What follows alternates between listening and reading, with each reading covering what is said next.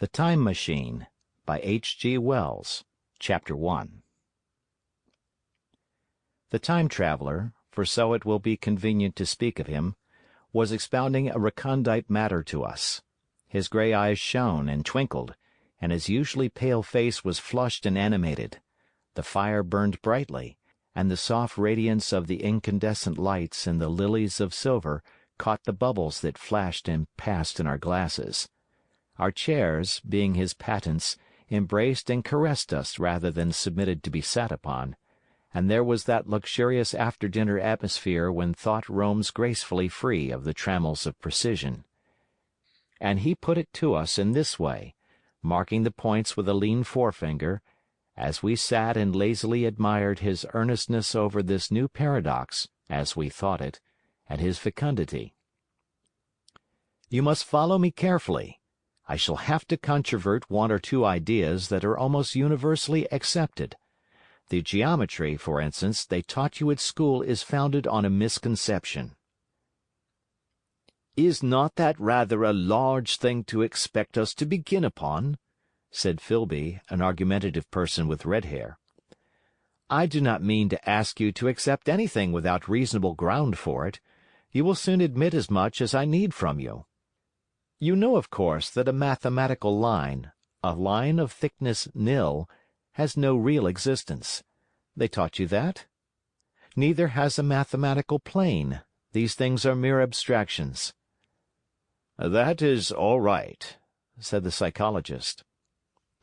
"Nor, having only length, breadth, and thickness, can a cube have a real existence." "There I object," said Filby. "Of course a solid body may exist. All real things—" "So most people think. But wait a moment. Can an instantaneous cube exist?" "Don't follow you," said Filby. "Can a cube that does not last for any time at all have a real existence?" Filby became pensive. "Clearly," the time-traveler proceeded, "any real body must have extension in 4 directions. It must have length, breadth, thickness, and duration. But through a natural infirmity of the flesh, which I will explain to you in a moment, we incline to overlook this fact. There are really 4 dimensions, 3 which we call the 3 planes of space, and a 4th, time.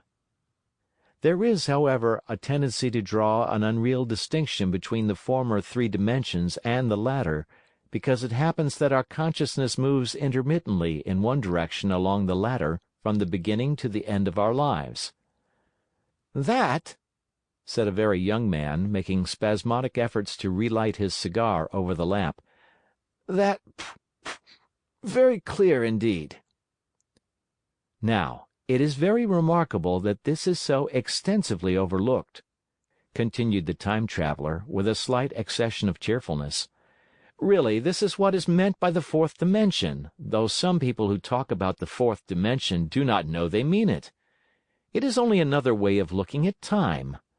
There is no difference between time and any of the 3 dimensions of space, except that our consciousness moves along it. But some foolish people have got hold of the wrong side of that idea. You have all heard what they have to say about this 4th dimension?" "I have not," said the provincial mayor. "It is simply this, that space, as our mathematicians have it, is spoken of as having 3 dimensions, which one may call length, breadth, and thickness, and is always definable by reference to 3 planes, each at right angles to the others. But some philosophical people have been asking why 3 dimensions particularly, why not another direction at right angles to the other 3, and have even tried to construct a 4-dimension geometry. Professor Simon Newcomb was expounding this to the New York Mathematical Society only a month or so ago. You know how on a flat surface, which has only 2 dimensions, we can represent a figure of a 3-dimensional solid, and similarly they think that by models of 3 dimensions they could represent one of 4, if they could master the perspective of the thing. See?" "I think so," murmured the provincial mayor, and, knitting his brows, he lapsed into an Sample complete. Ready to continue?